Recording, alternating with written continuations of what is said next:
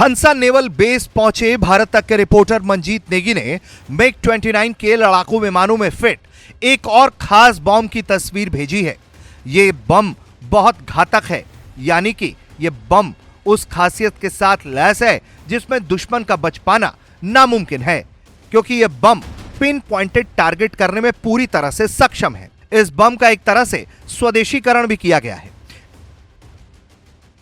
अब एक और आधुनिक घातक हथियार की बात करते हैं, क्योंकि लेज़र गाइडेड जो बॉम्ब सिस्टम है उसके वो भी यहाँ पर इंटीग्रेट किया गया है मिग 29। इसके बारे में जानना चाहेंगे, इसको किस तरह से इंटीग्रेट किया गया और इससे क्या किस तरह से मिग 29 की मारक क्षमता बढ़ेगी।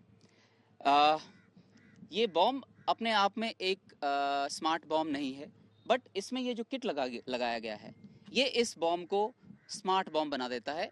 इसके दूसरे पायलन पे एक लेज़र डेजिग्नेशन पॉड है जो टारगेट को डेजिग्नेट करता है और ये इसका कैचिंग सिंबल कैच करके उसको गाइड करता है। इस नॉन स्मार्ट बॉम्ब को ये स्मार्ट बॉम्ब बना देता है। इसको इंटीग्रेट करने के लिए हमें इस जहाज़ में कुछ चेंजेस करने पड़े जो सारी इंडिया में बनाई गई हैं। इंडिया में उन चीज़ों को बनाया गया है और इसमें इंटीग्रेट किया गया है। ये भी लेज़र डेजिग्नेशन पॉड आज के डेट में पूरी तरह इस जहाज़ के साथ इंटीग्रेटेड है और हमारी मारक क्षमता को बढ़ाने में बहुत सक्षम है। अब चूंकि यह बम स्मार्ट बम है तो ये सटीक निशाना लगाने वाले प्रिसीजन गाइडेड म्यूनिशंस की तरह होते हैं। इस बम को बेहद सटीकता से दुश्मन के ठिकानों पर प्रभावी तरीके से हमला करने के लिए डिजाइन किया गया है। पीजीएम में मुख्य रूप से हवा से जमीन पर गिराने वाले बम शामिल होते हैं। इसका उद्देश्य एक खास लक्ष्य को सटीकता के साथ तबाह कर देना होता है, जिससे आसपास के इलाकों को कम से कम नुकसान हो और दुश्मन की सेना को ज्यादा से ज्यादा नुकसान पहुंचाया जा सके।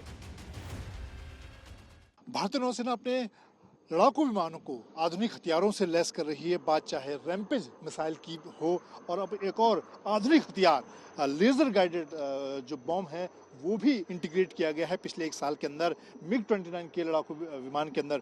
और ये लेज़र गाइडेड बम भले ही विदेश आया हो, लेकिन इसके इंटीग्रेशन का जो पूरा सिस्टम है वो स्वदेशी है। और आने वाले दिनों में लेज़र गाइडेड बम की अगर बात की जाए, इसकी आप मारक क्षमता को अगर देखें तो ये पिन पॉइंट जीपीएस सिस्टम के तहत काम करता है और दुश्मन की किसी भी ठिकाने को पिन पॉइंट करके उसको नेस्तनाबूद किया जा सकता है। बालाकोट एयर स्ट्राइक के बाद ये तमाम आधुनिक हथियार घातक बम भारत ने लिए और अब भारतीय वायुसेना के साथ साथ नौसेना भी अपने लड़ाकू विमान चाहे मिग 29 के इस वक्त जो भारतीय नौसेना का लड़ाकू विमान है उसके साथ ही आने वाले दिनों में रफाल लड़ाकू विमान पर भी इन हथियारों को तैनात किया जाएगा।